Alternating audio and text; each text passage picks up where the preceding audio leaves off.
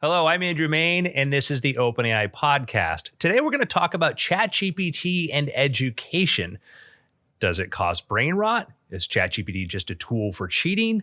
We're going to speak with Leah Belsky, head of education at OpenAI, and a couple students who are active users. ChatGPT at this point is now the world's largest learning platform. It allows you to kind of cut through the noise and do things that you actually enjoy. ChatGPT was going to unlock the world for this girl, and I was not going to have to be worried in the same way. When it comes to learning and exploring ideas, I ask ChatGPT a lot of those questions. Tell me about your journey to OpenAI. I think ultimately OpenAI is about a mission and about its people. And so I'll tell you at least my story. So I came to OpenAI after spending 15 years in the education space, starting at the World Bank and then at Coursera, focused on this mission of making education accessible to the world. And when I took on this job, Brad, our COO, he brought me into the office, and I was wondering what the exact focus of education at OpenAI would be. And he sat me down and he said, Leah, I want you to go after the moonshot. We all have this dream that AI could improve human potential, that it could be an effective tutor and a companion for people throughout their lives. Go after that dream and make sure that once we build that product, everyone in the world can have it. And that's really been the North Star. And I thought that was meaningful, from the head of go-to-market, the head of revenue, to say, go after the biggest transformative moonshot so that the highest and hopes and dreams that we all have for AI and education can be realized. That's pretty inspiring and hopeful, the idea of trying to make this widespread as possible. How do you see basically, global impact? How are we going to, see the effects of this around the world? Well, first thing to say is ChatGPT at this point is now the world's largest learning platform. Learning is one of the top use cases on the platform. At 600 million users, that means it is the world's learning destination. And that means learning outside of the educational system. I really see ChatGPT as a new frontier for learning. But we also see that teachers are major adopters of the platform. And they're using that both to get rid of the administrative burden of their own work, but also to bring it into their classroom. What's been striking is to just see the global demand for ChatGPT. So a few weeks ago, we launched a program called OpenAI for countries. And we've had ministries all over the world reach out. Estonia, the country of Estonia, was actually one of the first countries that reached out. Estonia makes sense. Estonia makes sense. Yeah. They are the top of the world. They have some of the best PISA scores. They have an amazing educational system. But they were the first to realize, wow, this is an opportunity to push students even further and to empower our teachers even further. And after Estonia, it's been one country after another. And what's interesting is that when the countries come to us, they're coming to us because they want to deploy AI as core infrastructure through their education system. But they're also coming to us because they're feeling the impact of an economic transition. And they're realizing that if they are going to be developing an AI-powered economy, they need to graduate a workforce that learns how to use AI. And so it's not just about creating new AI courses. They need to make sure that every student who leaves their secondary school system has used AI as part of their class.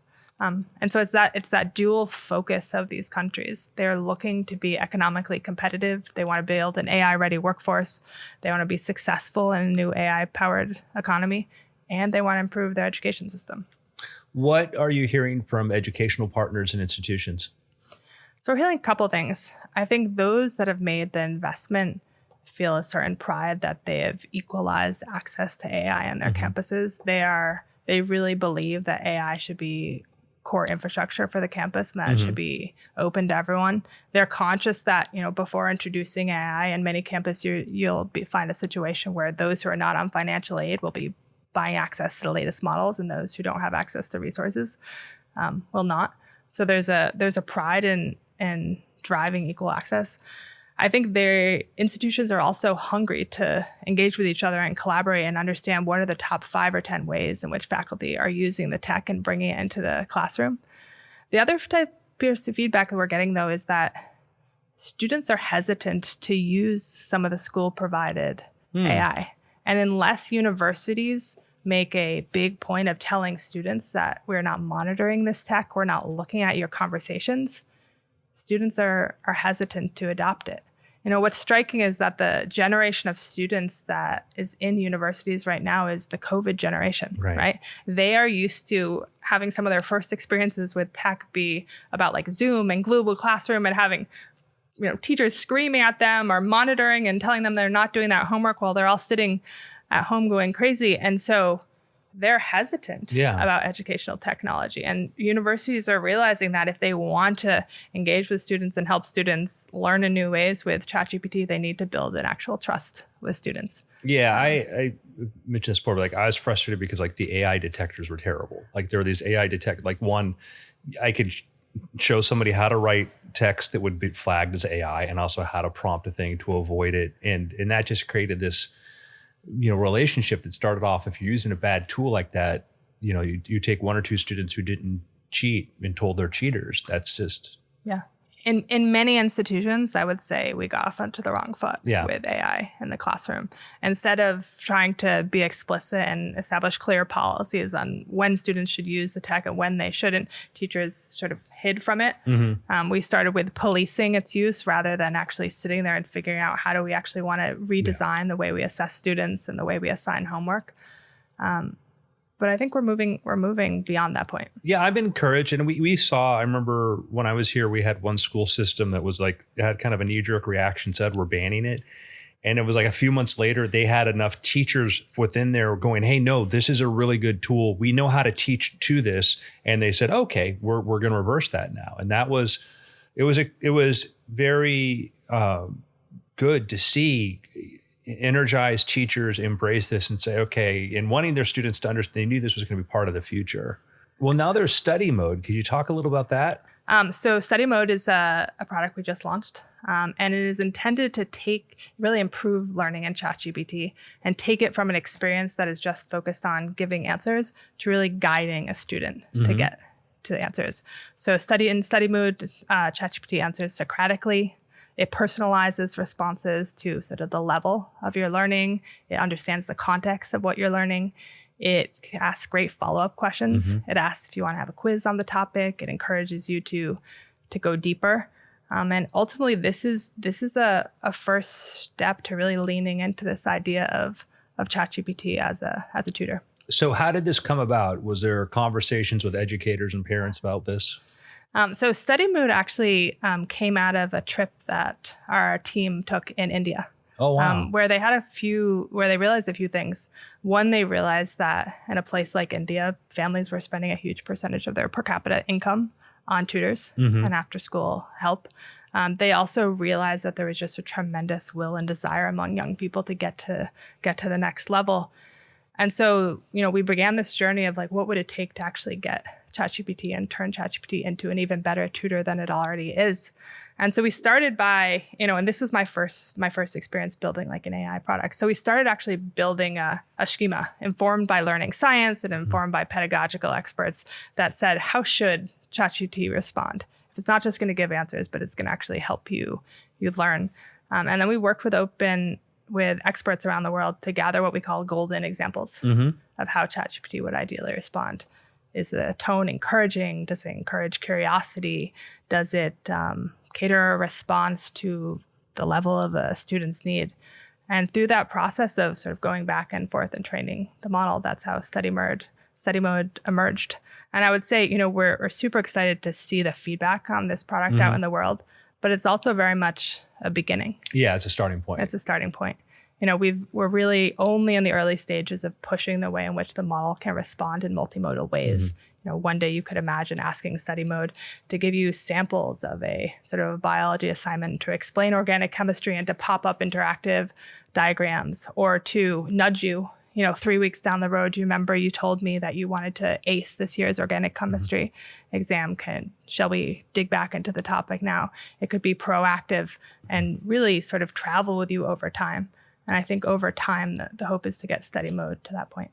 That'd be great. Yeah, I could see that combined with spaced repetition, and you could have just a really good tool that doesn't just help you pass the test, but help you remember it for a long time. Absolutely. And I think you touched about something there, which is that in certain households, they can afford to have private tutors, tutoring programs, great.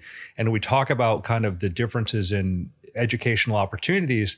You can have a bunch of kids that go to the same school, but the parents that are able to have the kid go to a tutor are going to be in a situation where their child's going to have a higher chance of an outcome. Now you see this as a leveler. Look, I think the first place where AI is having a huge impact in education is not even in the classroom. It's outside of the classroom where it's equalizing access to what's really like adult support. There are many students out in the world who don't have access to a quality teacher. They don't have access to tutors. They don't have access to parents who are going to sit down and help them. And now with AI, they can have this companion who can encourage them, who can give feedback on their homework, on their writing, who can help them answer tough questions.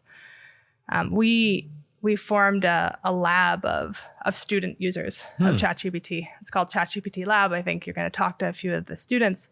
And one thing that really struck me is they said using AI gave them confidence. And it got to them a place where formerly they would feel stuck or they would feel discouraged. One of the students told the story of being in the classroom as a computer science student. And for many years, she would get stuck in her computer science courses and she started to give up. She couldn't understand the textbooks. But when she used ChatGPT out of school as a tutor, she started to feel like, oh, I can ask questions. I can understand this. Like I have confidence and maybe I can actually continue and move forward. And so I think it's as much, if you think about what tutors do in the world, they give you encouragement. They give you a sense of confidence that I can and I want and I can move forward. And then, of course, they deliver the content in contextual and personal ways. I think ChatGPT can do all of these things. So when it comes to workforce productivity, how does that work on a personal scale? What advice would you give to people? So all the recent data shows that workers who use AI in the workforce are incredibly more productive. It's particularly true in fields like professional services and financial students. But really any graduate who leaves institution today needs to know how to use AI in their daily life. And that will come in both when they're applying for jobs as well as when they start their new job. And so one of the big reasons why institutions are now deploying AI as core infrastructure across campus is they want to make sure their students leave with those workforce skills. The data shows that 7 in 10 employers would rather hire someone with AI skills over someone who had up to 10 years of experience in a given function. I've seen that. I run a firm where I help put together teams to work with companies that are trying to deploy AI. And the thing that we look for in people we work with is basically AI skills. Somebody who spends 6 months learning how to use this stuff. I don't really care what their LinkedIn or actually their curriculum looked like. I just want to know, have you been using it? Can you use it? Yeah. Look, I think the other sort of core literacy that's going to become important now is coding. For a while it was, there was a moment where we thought all students need to learn coding. And then I think there was a big focus on engineers. But now with vibe coding and now that there are all sorts of tools that make coding easier, I think we're going to get to a place where every student should not only learn how to use AI generally, but they should learn to use AI to create, to create image, to create applications, to write code. And I think sort of basic coding is going to become a core literacy that's going to be important as well. Yeah, I hear people go like, why learn to code? Because AI codes for you. And it's like, why learn to read if books are full of text? I was like, no, the world still runs on these things. And I think, it's a very valuable. One of my colleagues, he does a lot of financial stuff and he's creating new calculators and building little tools for this all the time. I build stuff for myself for learning and whatever. And, I already knew how to code, but it just makes it so much easier. And knowing what the code does is effective. Yeah, absolutely. So I'm of the view that as coding becomes something that's easier, the ability to understand code, to create it and to bug it is going to become a core literacy that's going to become increasingly more important. No, I think that's great advice. I think just the more time people spend trying to use these tools, trying different things with these tools. And one of the things I've heard that works really well is just meeting on a regular basis with other people, whether it's at a workplace, like have once a week or once a month to together and talk about stuff, or students sharing what they've learned. So there's been some sort of sensational headlines talking about how AI can cause brain rot when it comes to education. Look, I hear you, and it's one of these questions I get asked every day. AI is ultimately a tool, and what matters most in the education space is how that tool is used. Learning takes struggle. It takes working with information. It takes processing it. If students use AI as an answer machine, they're not going to learn. And so I think that's what people are worried about. And so part of our journey here is really to help students and educators use AI in ways that will expand critical thinking, that will expand creativity. And you don't need to read complex studies to know that AI used in certain ways is positive or negative. I think of my daughter, right? She's learning long division right now. It takes a certain amount of struggle. There's some tears involved. If I were to hand her a calculator and said, don't do the division problem, just put it into AI, you're going to learn long division, she wouldn't.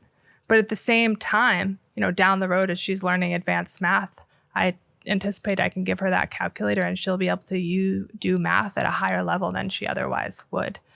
AI use is no different. It needs to be used in a way that drives feedback, that gives people personal tutoring, that helps you ask and answer questions in different ways. That's how we're going to advance learning. Yeah, I read there was one study that just recently made the news, and I actually sat down and I read it, and it was saying if you copy paste answers, you don't learn, which was just like, wow. It's like if I were training for a marathon, and you said like, "Hey Leah, can I give you a scooter?" And for some of these training runs, you'd like take a scooter down the road. I wouldn't get into more shape. That was very similar to that study. Yeah, and I think the frustrating thing is I think there really are important questions to be asked about this. I do think that, critical thinking skills, we have to think about how we develop these and how we pursue that. I get a little frustrated that when I see, I'm sure there's a real good defense of that study, but I see studies like you're saying an obvious thing. The thing we need to think about is how do you actually use these tools? How can you improve your critical thinking skills? And I think that's going to be, an open-ended question we're going to have to keep asking ourselves. Yeah.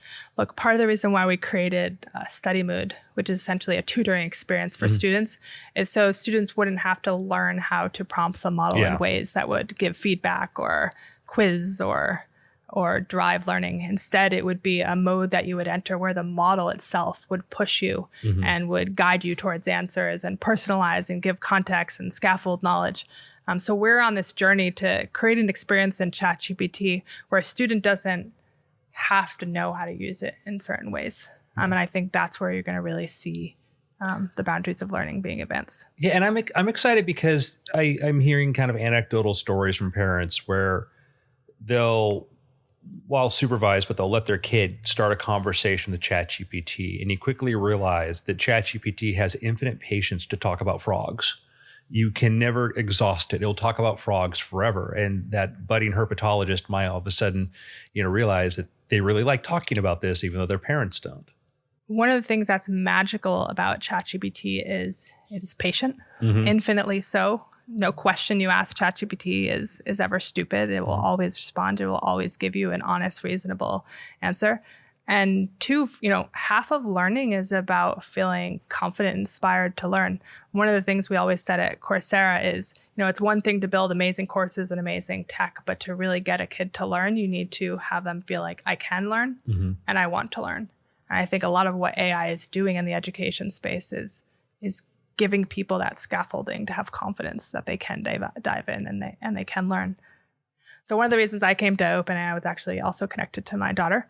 She's dyslexic, and for years I would watch her brother come down in the morning and read the newspaper, and I would think to myself and think, how is this brilliant little girl going to actually learn how to access the world? How is she going to learn about current events? And the summer before I joined OpenAI, we launched advanced voice mode. And I remember handing her the phone, and I said, Zoe, why don't you try talking with ChatGPT? And she said, hey, ChatGPT, my mom is worried that I'm not going to learn about current events because I can't read the newspaper like my brother. Can you tell me what's going on in the world? And what was so poignant is I remember ChatGPT responding and saying, sure, Zoe, what are you interested in? What do you want to learn about in the world today? And from there, the conversation went on, and they were talking about all her interests in space and robots. And I realized in that moment that ChatGPT was going to unlock the world for this girl, and I was not going to have to be worried in the same way. That's powerful. I'm excited to see how it helps with issues like that, accessibility issues, and I think that it's going to be interesting to see where we are a few years from now. Leah, thank you so much for talking with me. This has been very interesting. I'm excited to see where these things go next. Awesome. Great talking to you, Andrew. I'd also like to know a little bit more about you both too. So Yabi, could you tell me what you're studying right now? Yeah, so I actually just finished up my undergraduate degree in communication at USC. And then I'm going to enter the first semester of my master's program in business analytics, also at USC. Okay, cool. So why did you want to choose that? Initially, when I came to college, I wasn't really sure kind of like the subject matter I wanted to study. So I took like a lot of time to take GE courses to kind of explore. And then through there, I think I liked the more of the human component of like research and theory. And I found that communication was like a really good major to like kind of explore that through. And then throughout like, my college career, I started taking a lot of stat classes. And then, gave me the basis for like analytical thinking. And I really wanted to kind of add that on. So I added a data science minor. And then kind of having that like creative and analytical component come together, I think it led me to business analytics. So it's a very interesting combination there. That's pretty cool the way that came about. So Alaap, tell us what you're studying. Yeah, I'm studying electrical engineering and computer science at Berkeley. I'm a rising sophomore. What brought you into those fields? I think growing up, I grew up in the Bay Area, so I've been exposed to a lot of tech around me. And I'm also like a really hands-on guy. I like fidgeting with circuits or playing around with code. And I really like finding solutions to some issues that I see. And I found that one of my favorite ways to do that was through code and through hardware engineering. So I thought this would be a good combination of the two. Did you like to build things when you were younger? Yeah, definitely. Like I build like a solar power car. Of course. Right. Yeah, just like a small one. And then I built a big one later. Oh, yeah, obviously. Yeah. But yeah, just anything I could just like really see just in person and visualize. So you guys are both pretty forward thinking. Could you tell me what was kind of your first big aha moment with AI, any kind of AI in general? I remember I was a junior in high school and this kind of buzz of, have you heard of ChatGPT kind of started going around. And that was like obviously AI had existed before. I had witnessed like the Osimo robot. I don't know if you've heard of that. Yeah. But yeah, so humanoids, but really like seeing like an AI that I could actually use and interact with was ChatGPT. And we're all huddling around my computer and I just made an account with OpenAI. And I had an assignment on how to write my To Kill a Mockingbird essay. And I was like, if it can really do anything, let's see how it writes. Right. And boom, it wrote me a full To Kill a Mockingbird essay. I did not use it, but it was definitely cool to see and just like a moment that I really remember. Yeah, I want to ask you a little bit more about that. Yeah. So how about you? I think for me, it was honestly funny because I think a lot of people started off with like an academic or like study use case for it. But then I think when I stumbled across from it, I remember I was like a sophomore, my first semester of sophomore year in college. And I saw like the social media posts about like how, you can kind of use ChatGPT for like certain, like, write a story for me. And so I think my first prompt to it was to like write fan fiction, which is like really funny. And like, it was just like a random use case. And I remember showing my roommates and they all thought it was pretty stupid, honestly. And so I think it was just like a lot of mundane random use cases. And then I think it was like later on that I actually started using it like academically, specifically when I started doing like more coding oriented classes.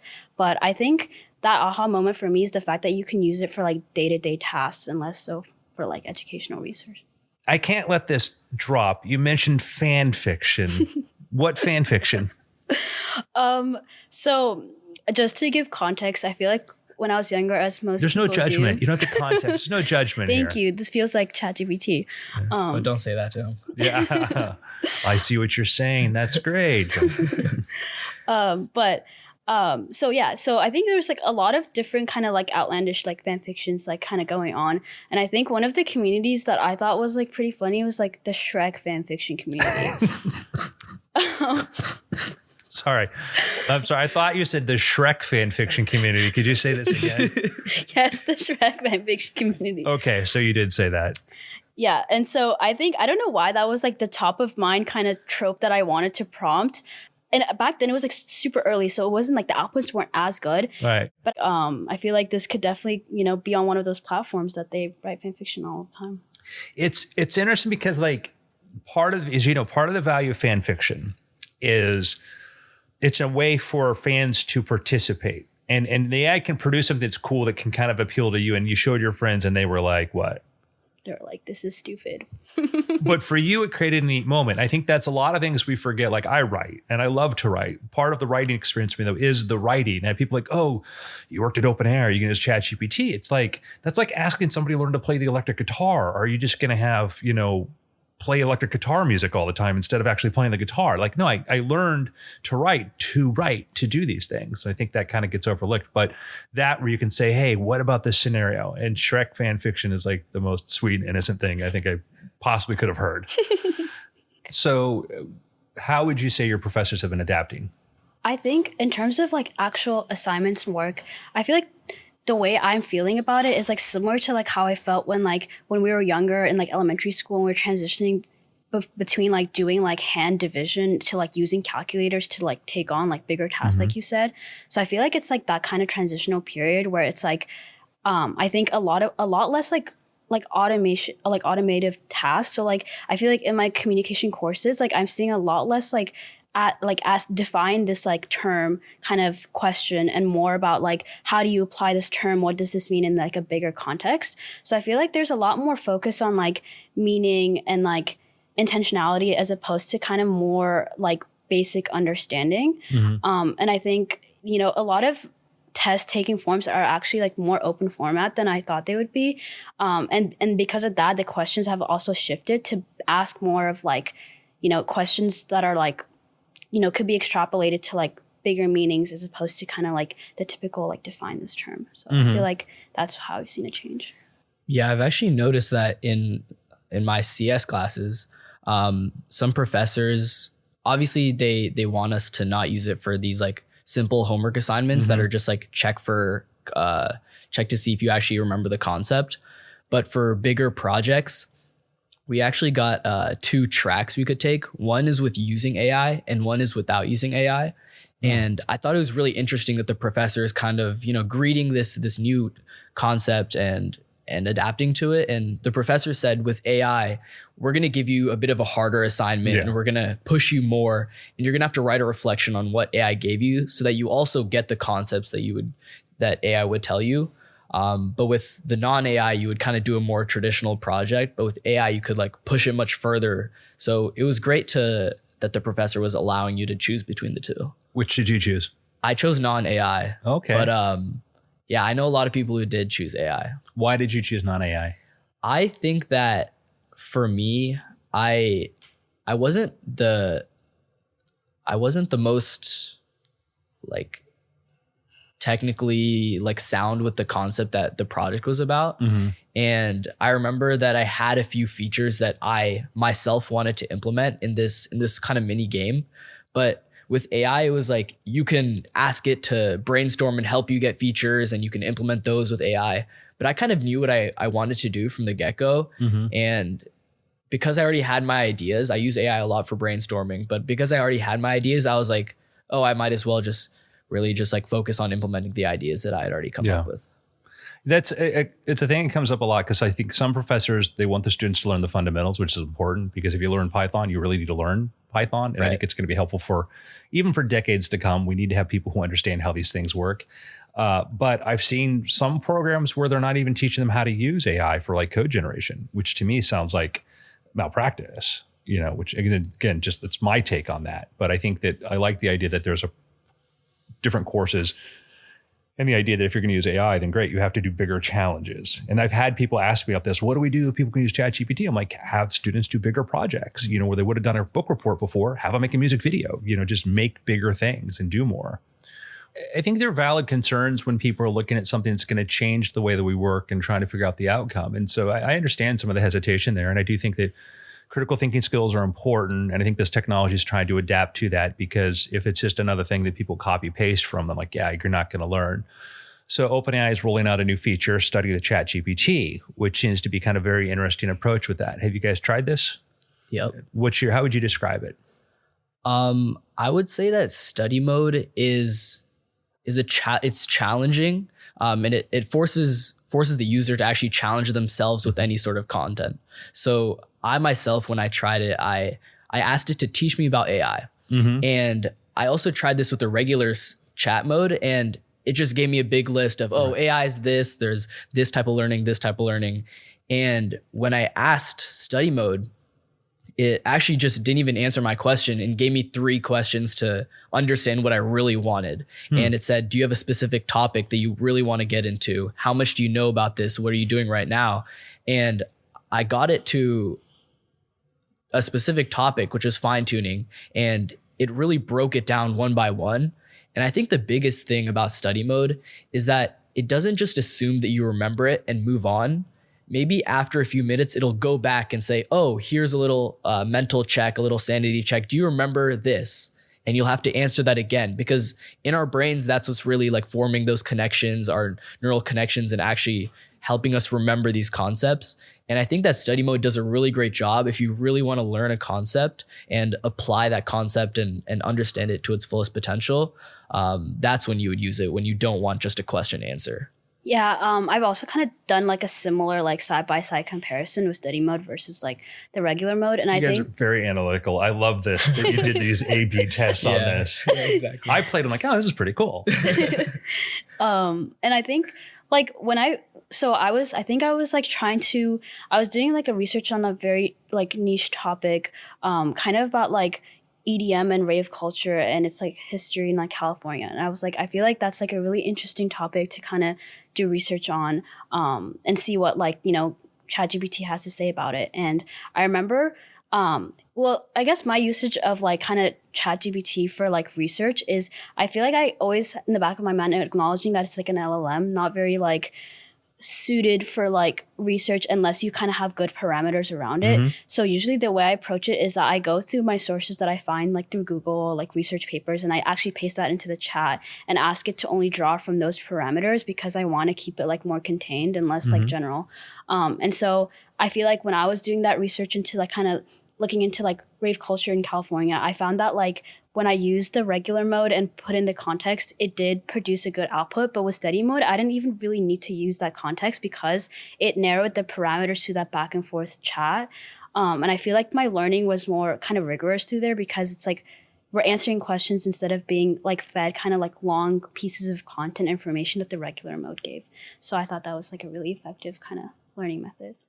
Has this given you more confidence about the future as far as you're finding a role and being able to adapt to whatever's going to come next, or not?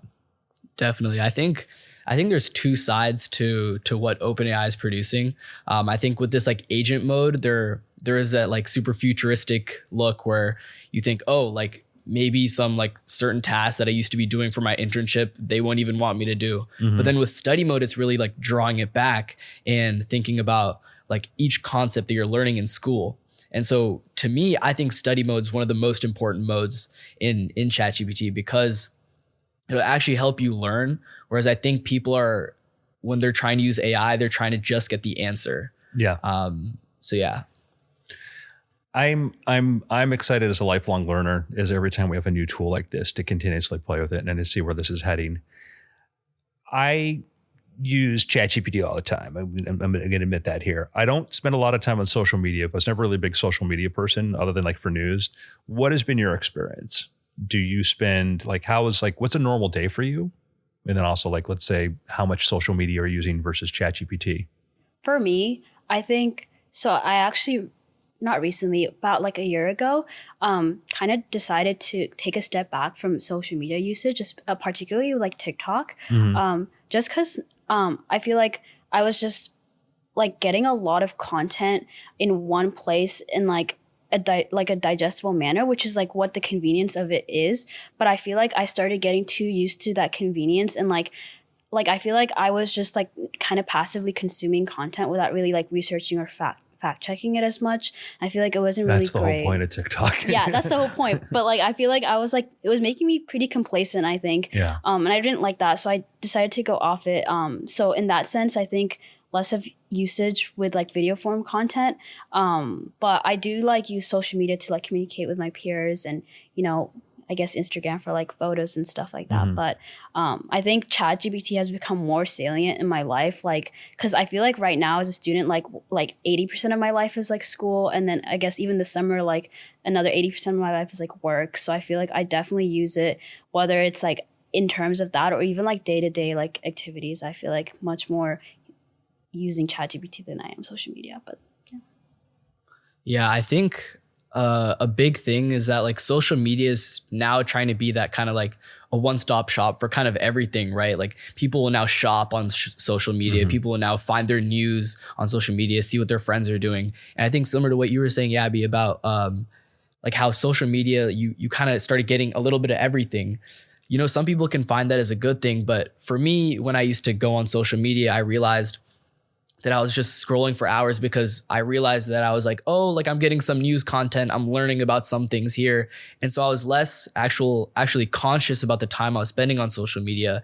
And I realized that a lot of that time is just a lot of content that I don't want as well. And so I've realized that, you know, for my day-to-day, I've drawn back on my social media usage. And when it comes to learning and exploring ideas, I ask ChatGPT a lot of those questions because I'm very specific about what I want and what I can get out of ChatGPT. And social media, I use consciously as like my leisure time to just like relax and just enjoy some content. Whereas like, I don't like to kind of mix everything into one app. For me, there was this moment, and it really happened with deep research, where the quality of things I was getting was often better than what I found online. And I found that like I could ask a really interesting question. It could be something silly about like, you know, a bunch of crocodiles massacring people or something. Like, I mean, it was a World War II story. I'm like, what's the truth about this? And you get a deep research report and comes back, well, it was overblown. But that was fun to sort of look through these things and say, oh, okay, what are questions I want that I wish there were articles on that? And did you find that too, that all of a sudden content got better?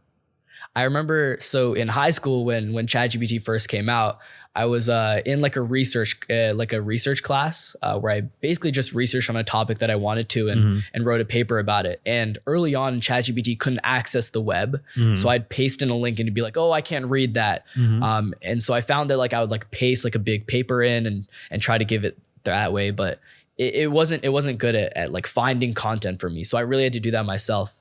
But deep research, it could allow me to actually find content specific to what I want. And what I usually do is I tell it to only search for really academic, merit-backed like research and formulate an argument for me.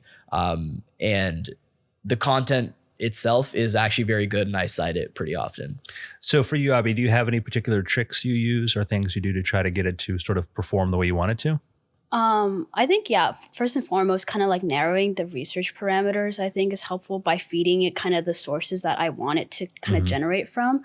And then I think for me, I also prompt it to be a critical actor sometimes, because I think like as much as I like kind of the feedback I receive, especially say if I'm like trying to brainstorm like a research paper, right? And I'm like formulating like my kind of thesis like statement, and I'm having like my set points. And I think the feedback I get for the most part is like overwhelmingly positive. Yeah. And that's like the first, reaction to it. And I think that's valid, but sometimes I want an actual critical like outlook. So I think prompting it to kind of embody certain personas is really helpful, and like the response that it gives to actually make a holistic like paper. And then I think coupling that like with, you know, like having your professor's help and kind of also filling certain gaps, I think helps like have a holistic kind of overview, at least when I'm writing papers. So give us some example of how you prompt when you talk about like different personas, what you ask it to do specifically.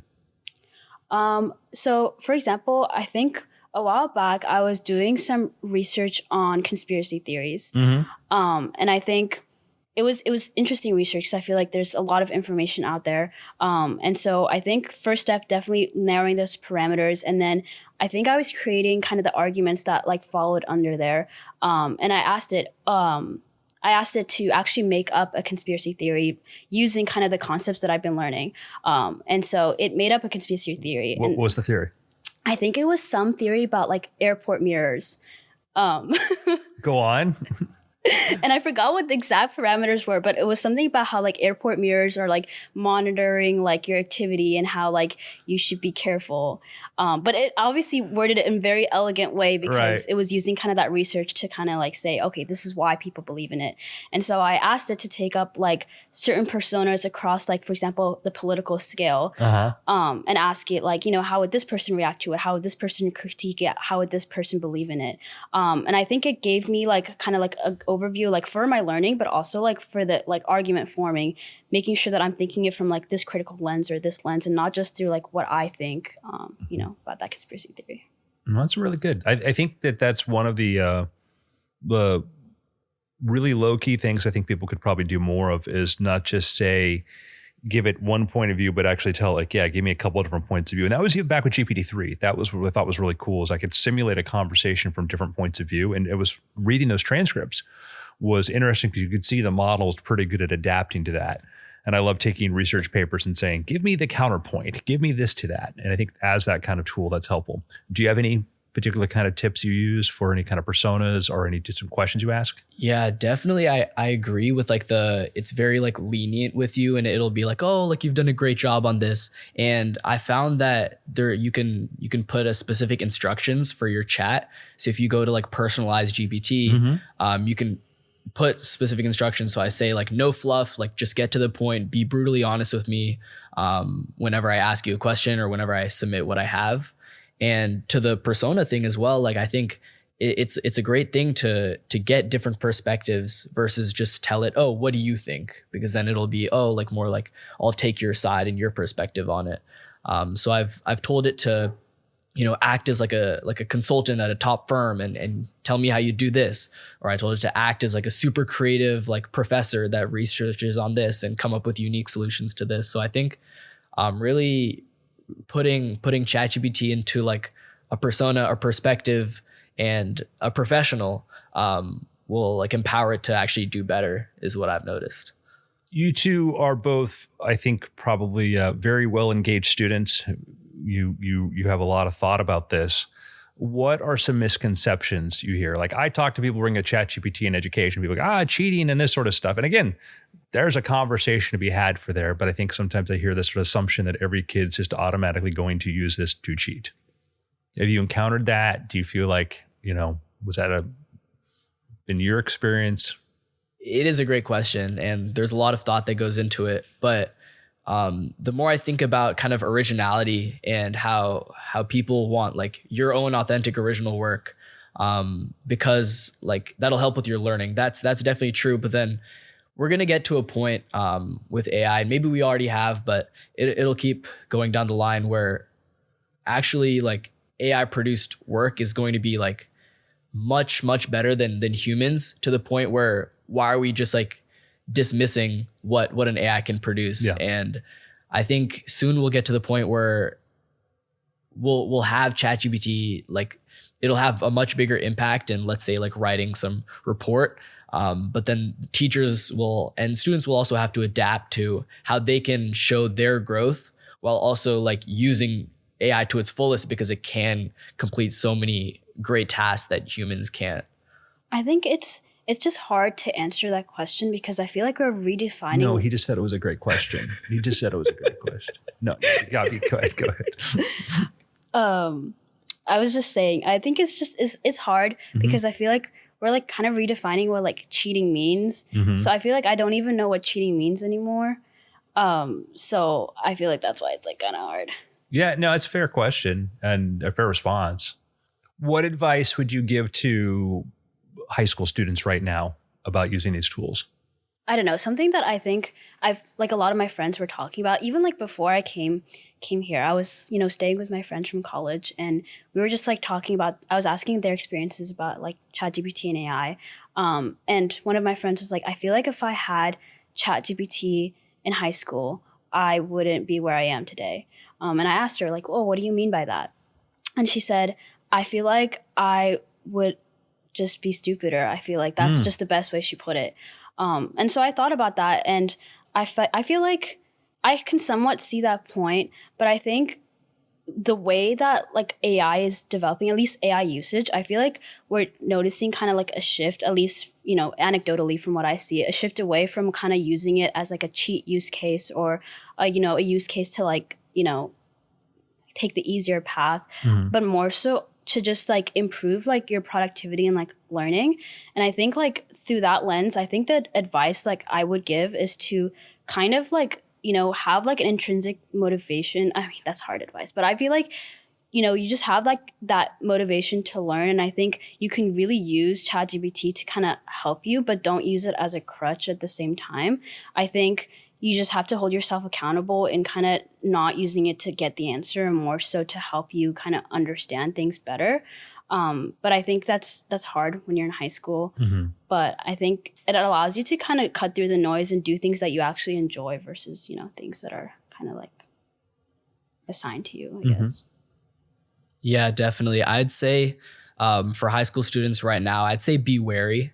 I've noticed that throughout my time, I started learning about it in high school, and I definitely saw the dangers of it with complacency and getting used to it, doing all the things. And then when you actually get to the test and when you actually get to challenge what you've learned, you have less of that knowledge. But I've noticed that these past few months, I've really kind of pushed ChatGPT to its limits and pushed myself to my limits. And I've noticed that I can accomplish a lot more than I used to. I remember in high school, I was working on some project. It was an image classifier project, and it took me a long time, a lot of documents to actually learn and understand how to do this. But now you can utilize AI and actually get this done much faster and improve on it and produce it and continue and iterate on it to make a much better product. And I would encourage high schoolers to find a passion and really dive into that and get the most out of it. But at the same time, be wary and stick to the concepts that teachers are teaching you and don't just automatically dismiss it because AI can do it for you. How would you like teachers to be teaching now? I think, and this is a bold take, but I think that eventually we're going to get to a point where education and the lectures are fully done by AI. I think all of the content that we're consuming ourselves will be given by AI, because I've noticed anecdotally that each student learns differently. And once AI gets to a point where there's like a multimodal system where you can visualize things and it'll provide you like YouTube videos that it creates itself, we're going to get to a point where students learn better through AI. And I think teachers will then be focused more on like the social skills, social capital part of it, and mentorship and how to use AI, because I think everyone's worried about jobs as well, but adaptation is the new job security for students and for up and coming people that are trying to enter the job market. That's where I kind of wonder, though, is I think that AI has this great place as a companion, as tutor and whatnot, and a lot of material, and can kind of replace the textbook. But you brought up the word mentorship. I just see, personally speaking, I think there's so much value to me be able to go to an electrical engineer that actually had an electrical engineering job, or a computer science teacher who actually has done the work of it too. And so do you see that kind of as sort of the future? Is the idea is that the AI is the really good TA, it's the textbook, it's doing this sort of stuff, but then you want to still keep humans in the center? I guess like in terms of like teaching and learning, I feel like obviously who teaches you impacts what you learn and how you like apply it on later on in life. And like I feel like you can, learn the same concept in biology, like mitosis. It's the same concept, but like who teaches you like kind of really changes that, Mm-hmm. So I think that's where the human aspect of like learning really comes in, and it's what makes it important. And I think that human connection. So I think it's somewhat like I think I envision like somewhat of like a hybrid kind of those two things, where I think we can get a standard from AI because it's helpful, because it's easy, because it's like, accessible. And then kind of that mentorship element comes in with the touch and like how you apply it, and especially how you think about it in terms of ethics. I think maybe we'll start shifting away from just like learning how to do and thinking about like, how does this impact people? How can we help others through these technologies? Mm-hmm. And I think that shift in understanding is where the human touch and mentorship will also come in. So I think, having that hybrid model is, something that I envision for the future, and that's something that could be really successful. Where do you see the future headed with AI? Definitely just like how any technology works, just like simplifying a lot of tasks, obviously. And I think a lot of people maybe are worried about or are thinking about consciousness in AI. And I don't think that AI will generate consciousness for a long time. But I think that like in the future, like, right, like deploying like, like certain companies have already developed like deployable software engineers as an AI agent. But like deploying like a full, just like one agent that'll orchestrate like a software engineer, a marketer, a designer, so many things. I think that's where the future is going. Where humans stand in that, definitely like they'll need to like stay in the loop. I think just letting AI go is dangerous, and it isn't feasible for the upcoming future. What do you think your job is going to look like 10 years from now? I think it'll be a mixed bag, I think, because my job is pretty like kind of external facing, people facing. I think right now kind of the tension or the drive I see with like AI usage in like creative fields is like, oh, like I don't want to read something made by like ChatGPT or like, and it's like a lot of critique on like the usage of M dashes, like the commas. I only want to read things by deep research too. I use M dashes all the time now just to annoy people. Yeah. And so like, yeah, there's like a lot of like kind of critique about people like not wanting to read content that's like AI generated. And like, I see that like on social media, I see that in like more niche communities like Substack. I feel like I've read like at least 15 Substack articles, like kind of bashing the uses of like M dashes. Like, yeah, there's reactions are interesting, but like to me, I put more value now on autobiographical stuff. If somebody's writing a generic thing that anything could rate, anything could create, then I don't really care as much. But if somebody's like, here's my experience doing this, that has way more value to me personally. It's just really about like, I think in the future, at least in like marketing, it's like probably just navigating that tension and seeing like what audiences like kind of resonate to. So maybe who knows, in like 5 years, I feel like AI generated content might be like the norm and like acceptable. And like us as like marketers are kind of like pushing in that creative input and for that like, AI generated output. But I feel like that's still long years ahead. But what is your biggest fear? I'll give you mine. Okay. I think these are incredible technologies.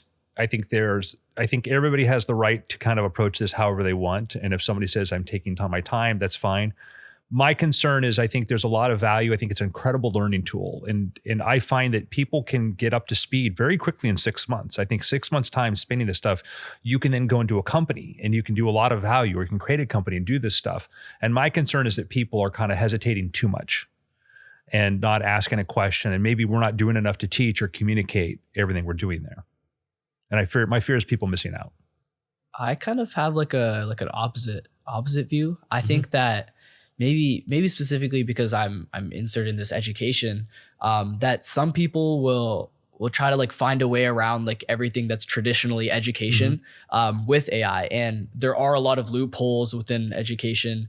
And my fear is that you'll get to the job market and essentially the people interviewing you are not going to ask like, oh, like if you get this question, how are you going to put it into AI and solve it? Because AI can solve this question, whatever traditional coding question that you have, but they're really looking for the concepts and for how you adapt and solve problems, because they need that human aspect as well. Like humanity is not going away.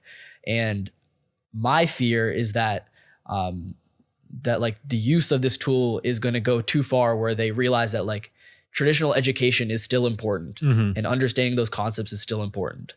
And it'll be hard to like backtrack from there.